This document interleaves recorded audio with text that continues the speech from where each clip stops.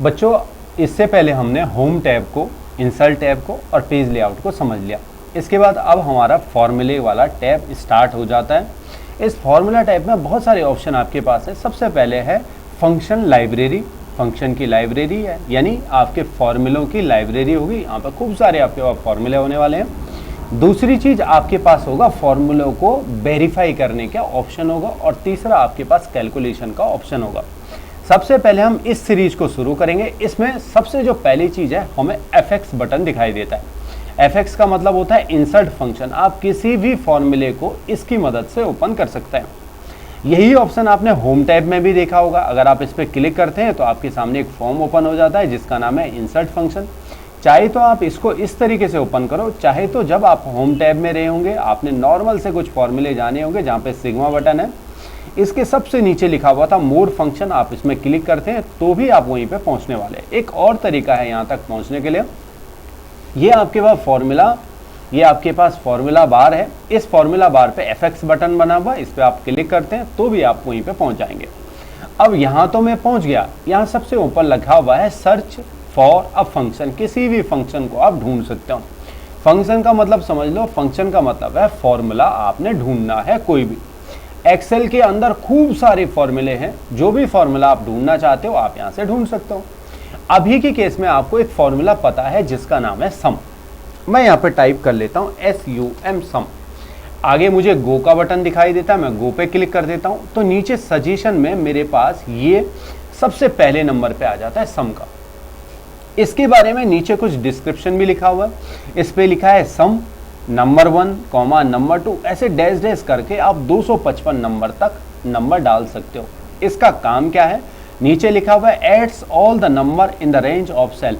अगर आपके सेल ये होते हैं, इन सेलों में अगर कोई भी नंबर होगा उनको मैं जोड़ने का काम करूंगा। ये है सम के फॉर्मूले का काम।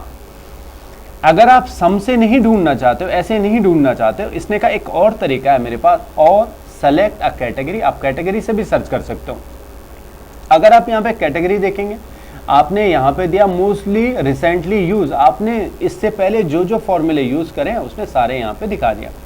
ठीक है जी, ऑल फॉर्मूले करेंगे तो आपको सारे फॉर्मूले दिखाई देंगे। एक्सेल में जितने फॉर्मूले हैं वो सारे यहाँ पे आपको शो हो जाएंगे। अब सीरीज में शो होंगे, जैसे ए है, फिर ए खत्म हो जाएगा तो बी वाली सीरीज, सी वाली सीरीज, डी वाली सीरीज। अगर ऐसा नहीं चाहते, आप फाइनेंशियल के देखना चाहते हैं, अकाउंट से रिलेटेड, तो ये सिर्फ अकाउंट से रिलेटेड आपको फॉर्मूला दिखेगा। अगर आप देखना चाहते हो डेट एंड टाइम से, तो डेट एंड टाइम से। जो अभी आपने सम का फॉर्मूला लिया, ये मैथ और टिक्नोमेट्री का फॉर्मूला है। आप मैथ में क्लिक करेंगे, ए की सीरीज शुरू हुई, सी एफ, ये आपको पता है एस से शुरुआत होने वाली है, तो आपने यहाँ पे देखा एस से आपका फॉर्मूला मिल गया। चाहे तो आप इससे ढूंढ सकते थे, चाहे आप कैटेगरी से ढूंढ सकते थे, आपको मिल गया। फंक्शन के बारे में आपके बारे में यहाँ पे दिया भी गया है, ये क्या काम करेगा।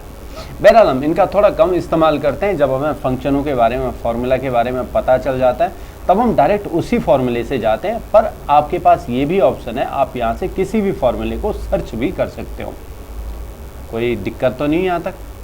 इसके अलावा बच्चों हमारे पास, इसके अलावा अगर मैं थोड़ा आगे बढ़ देता हूँ तो मेरे पास आता है ऑटो सम। ऑटो सम में वो बेसिक फॉर्मूले हैं जो आपने होम टैब में किए हैं। आप जोड़, घटा, गुणा, भाग कर सकते हो, औसत निकाल सकते हो, काउंट कर सकते हो नंबरों को, मैक्सिमम देख सकते हो, मिनिमम देख सकते हो। मोर में जाएंगे तो फिर वहीं पहुंचने वाले हो एफएक्स के अंदर। इसके अलावा नीचे दे रखा हुआ रिसेंटली यूज। आपने इससे पहले कौन कौन से फॉर्मूले यूज करे हैं अभी अभी, ट्रू का क्या, फॉल्स का क्या, सम का क्या, एवरेज का क्या। आप बहुत सारे फॉर्मूलों के बारे में नहीं जानते, आपको पता ही नहीं है ट्रू क्या हुआ, फॉल्स क्या हुआ। हाँ, हो सकता है सम के बारे में आपको इन्फॉर्मेशन हो। अब औसत के बारे में जानते हो, इफ के बारे में नहीं जानते हो, हाइपरलिंक के बारे में नहीं जानते हो, काउंट के बारे में जानते हैं, मैक्स और मिन के बारे में जानते हो, सम इफ के बारे में नहीं जानते हो। ऐसा हो सकता है अभी आपने इनके बारे में नहीं पढ़ा है, परंतु हमारे इस कंप्यूटर में इससे पहले ये चीज़ें यूज़ हो चुकी हैं, ये रिसेंटली आपने यूज़ करी हैं। परंतु सीरीज अब आपके यहाँ से शुरू हो जाती है बच्चों, जिसमें आपको फाइनेंशियल करना है। फाइनेंशियल यानी अकाउंट से रिलेटेड सारे फॉर्मूले होने वाले हैं। लॉजिक यानी तुक्कों से रिलेटेड फॉर्मूले होने वाले हैं। अक्षरों से रिलेटेड फॉर्मूले होने वाले हैं। डेट एंड टाइम से रिलेटेड होने वाले हैं। यहाँ आप जाएंगे मैथ एंड ट्रिक या लुकअप से रिलेटेड होने वाले हैं। मैथमेटिक एंड ट्रिक से होने वाले, और कुछ मोड फॉर्मूले यहाँ पे दे रखे, स्टैटिक से रिलेटेड होने वाले, इंजीनियरिंग से रिलेटेड, क्यूब से रिलेटेड, इंफॉर्मेशन से लेके कैपेसिटी से, वेबसाइट से रिलेटेड आपके पास यहाँ पे फॉर्मूले होने वाले हैं। बट सबसे पहले हमारी जो शुरुआत होने वाली है वो आपके फाइनेंशियल से होने वाली है। फाइनेंशियल के अंदर देखता हूँ खूब सारे मुझे फॉर्मूले दिखाई देते हैं। एकोरेंट का है, एकोरेंट टीएम है, एमरॉड जीआरसी, एमरॉड लिंक है, कूप डेज के फॉर्मूले, ऐसे करके खूब सारे फॉर्मूले मेरे पास यहाँ पे दिखाई दे रहे हैं। आज इस सीरीज में मैं आपके पास सिर्फ 2 फॉर्मूलों के साथ आपके साथ बात करूंगा, एकोरेंट, एकोरेंट टीएम के 2 फॉर्मूले। समय ज़्यादा ना लगे इसके लिए मैंने कुछ लिस्ट यहाँ पे तैयार करी हुई है। दिस कंप्यूटर के अंदर आप जहाँ पे भी जाएंगे आपको वहाँ पे भी जो सर्वर है हमारा उससे आपको ये कनेक्टिविटी मिल जाएगी।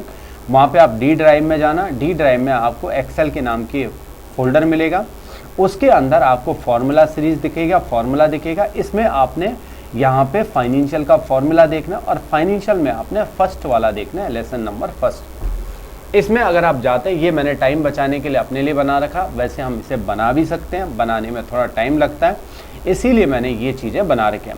अब आप धीरे धीरे इन्हें समझने की कोशिश करो। मैंने यहाँ पे 2 फॉर्मूले लिए, एक एकोरेंट लिया और दूसरा एकोरेंट टीएम का फॉर्मूला लिया। यहाँ पे मैं सबसे पहले फॉर्मूला लगाने की कोशिश करता हूँ। मैंने यहाँ पे अगर फॉर्मूला लगाता हूँ तो मुझे करना है बराबर, और यहाँ लिखना है ACC। आपने कहा एकोरेंट का फॉर्मूला है, ACC टाइप करते ही एकोरेंट का फॉर्मूला ओपन हो गया जी। सर आप बता तो रहे हैं एकोरेंट का फॉर्मूला, आपने बराबर क्या एकोरेंट लिख दिया, पर ये करेगा क्या एकोरेंट? जब हम किसी से पैसा लेते हैं या देते हैं, इस वाली पूरी प्रोसेस में सिर्फ यही 2 चीज़ें होने वाली हैं, पैसा लेना है, पैसा देना है। अकाउंट्स है, अकाउंट्स में सिर्फ लेन देन से संबंधित आपकी बातें होने वाली हैं। जब हम किसी से पैसा लेते हैं उधार में ब्याज पे, एक प्रक्रिया वो हो सकती है, या आप ऐसे बन सकते हो किसी को उधार में पैसा दे रहे हो, ब्याज पे पैसा दे रहे हो। दो चीज़ें हो सकती है आपके पास। अभी मैं ये मान के चलता हूँ आप उधार लेने वाले बन रहे हो, भगवान ये दिन आपको न दिखाए जब आपको किसी से उधार लेना पड़े, परंतु अभी की स्थिति में परिस्थितियाँ हमें समझनी है। इस परिस्थिति में मैंने क्या है, किसी से 20,000 रुपये उधार लिया, यानी आपकी पर वैल्यूज़ का मतलब होता है, यहाँ पे थोड़ा आपको फाइनेंशियल टर्म्स धीरे धीरे समझ में आ जाएंगे। पर वैल्यू का मतलब होता है आपने कितना पैसा लिया। मैंने किसी से 20,000 रुपये उधार लिए, उसने मुझे कहा कि मैं 10% के हिसाब से आपको ब्याज दूंगा, परंतु ब्याज हमेशा याद रखना, जब आप किसी भी बैंक से पैसा लेते हैं या आप पैसा अपना जमा करते हैं तो ब्याज हमेशा सालाना लगता है, मंथली ब्याज नहीं होता कोई भी। हाँ, जो क्या है मार्केट से पैसा लेते हैं वो लोग मंथली बेसिस पे लेते हैं, परंतु जो सरकारी फर्में होती हैं वहाँ हमेशा ब्याज सालाना होता है। 1 साल के लिए 10% ब्याज पे आपने पैसा लिया। इश्यू डेट का मतलब होता है जिस तारीख को आपने पैसा लिया। फर्स्ट इंटरेस्ट डेट होता है कि जब हम किसी से पैसा लेते हैं, मान के चलो मुझे 20,000 रुपये किसी से उधार लेना है, मुझे जिस दिन वो 20,000 रुपये देगा तो करेक्ट 20,000 रुपये नहीं देता, वो पहली किस्त मेरी काट देता है। हो सकता है मुझे 18,000 मिले, हो सकता है मुझे 19,000 मिले, परंतु मुझे पूरे 20,000 नहीं मिलता है, पहली किस्त कट के मिलती है। तो जिस दिन मेरी पहली किस्त कट जाती है उसको हम फर्स्ट इंटरेस्ट डेट कहते हैं। सेटलमेंट डेट आया, सेटलमेंट का मतलब जिस तारीख को मैं उसका पूरा पैसा उसे लौटा दूंगा वो मेरी सेटलमेंट डेट कही जाती है। एनुअली रेट के बारे में आपको पता चल गया। फ्रीक्वेंसी का मतलब होता है कि आप उसको पैसा कितनी बार देने वाले हैं। अगर आप साल में 1 बार देते हैं तो आपको टाइप करना पड़ेगा 1। अगर आप 6 महीने में देते हैं, एक सालाना हो गया, आप 6 महीने में देते हैं तो यानी आप साल भर में 2 बार दे रहे हो, छमाही। अगर आप 3 महीने में देना चाहते हो, ठीक है, तो आप क्या करेंगे, यहाँ पे लिखेंगे आपका 4, यानी 12 महीने के लिए 1 महीने के लिए 1, साल भर के लिए आप लिखेंगे 1, यानी मंथली, छमाही होगा 2, और आपका अगर तिमाही होता है तो आपको लिखना पड़ेगा 4, यानी आपको 4 किस्तें देनी पड़ रही हैं। साल में तो 4 ही किस्त होंगी, 3 महीने में 3 महीना, 3 महीना, 3 महीना, 3 महीना, 3 चौको 12, यानी 4 किस्तें हैं। तो आपको क्या लिखना पड़ेगा, वहाँ पे 4 लिखना पड़ेगा। बस ये याद रहेगा तुम्हें फ्रीक्वेंसी में। अगर आप 1 बार दे रहे हैं किसी का पैसा तो 1 बार, 2 बार दे रहे हैं साल में तो 2 बार, अगर 4 बार दे रहे हैं तो आप उसको 4 लिखेंगे। तो ये है आपकी फ्रीक्वेंसी। दूसरी बात आती है बेसिस। बेसिस करते हैं दिन को इंडिकेट। अब दिन का मतलब है कि आपके पास मैंने यहाँ पे कुछ लिस्ट यहाँ पे बनाई है, अगर आप 0 लिखते हैं, अब यहाँ पे आपको वैल्यूज लिखनी पड़ेगी, आपको ये नहीं लिखना पड़ेगा 365 दिन है, जहाँ पे बेसिस आएगा तो आपको यही नंबर लिखना पड़ेगा, या तो 0 लिखना पड़ेगा, या 1 लिखना पड़ेगा, या 2 लिखना पड़ेगा, 3 लिखना पड़ेगा, 4 लिखना पड़ेगा, इसके अलावा कुछ नहीं लिखना पड़ेगा। अब अगर आप 0 लिखते हैं तो इसका मतलब होता है 360 दिन, यहाँ पे 2 इसने यहाँ पे गलती से लिखा, 30 दिन का आपका महीना, 360 दिन का साल। अगर आप 1 लिखते हैं तो उसका मतलब भी वही, अगर आप 2 लिखते हैं उसका मतलब भी वही, परंतु अगर आप 3 लिखते हैं तो इसका मतलब होता है 1 साल आपका वित्तीय वर्ष 365 दिन का होने वाला है। अगर आप 4 लिखते हैं तो भी वही है। तो इसको याद करने का आसान तरीका है, आप 0 को याद रखो, यानी आप 0, 1, 2, 4 लिखते हैं तो उनका वही मतलब होने वाला है। तो बस 1 को याद रखो, 0 को, 0 का मतलब हो गया 360 दिन, परंतु 3 का मतलब हो गया 365 दिन।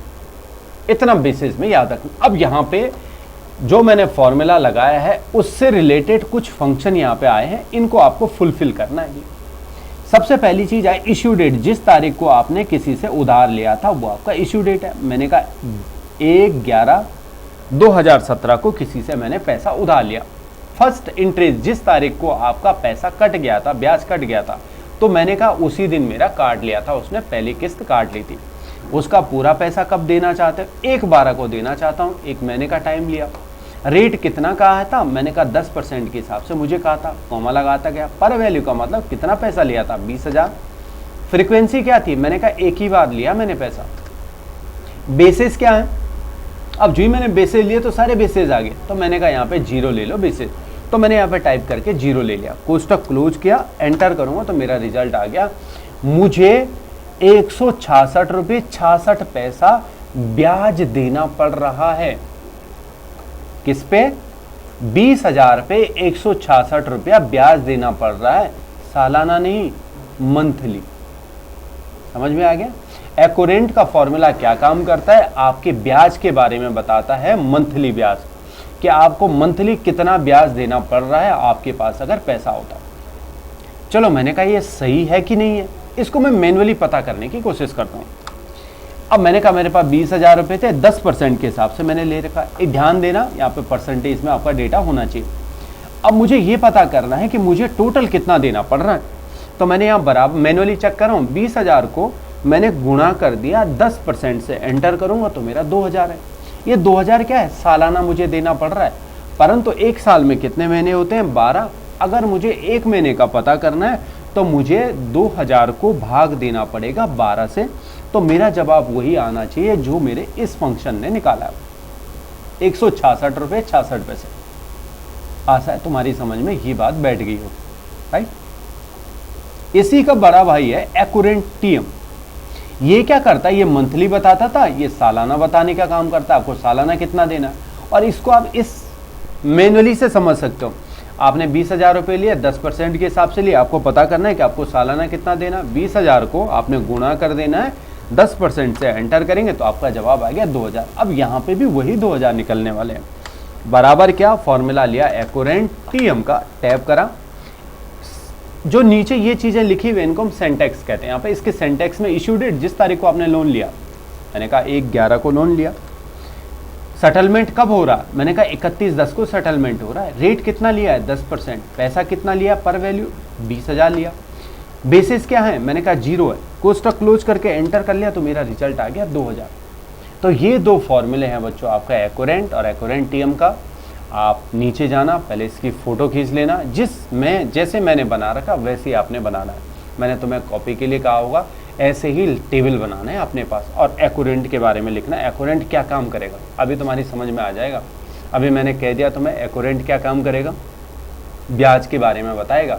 जो आपने मंथली ब्याज देना है उसके बारे में, यानी ब्याज निकालेगा मंथली, और एक्यूरेंट टीएम सालाना ब्याज निकालेगा। और अपने हिसाब से ऐसे लिस्ट बना देना, जब आप बनाएंगे तो आपकी समझ में आ जाएगी बात। इसीलिए मैंने तुमसे आज से कॉपी मंगाई थी। मंगाई है कॉपी? कहाँ रखे हैं? इसको बनाना भैया बच्चों, ठीक है। जो नहीं लाए हैं तो अपने पैरों पर खुद कुल्हाड़ी मार रहे होंगे, ठीक है। तो आज की मुलाकात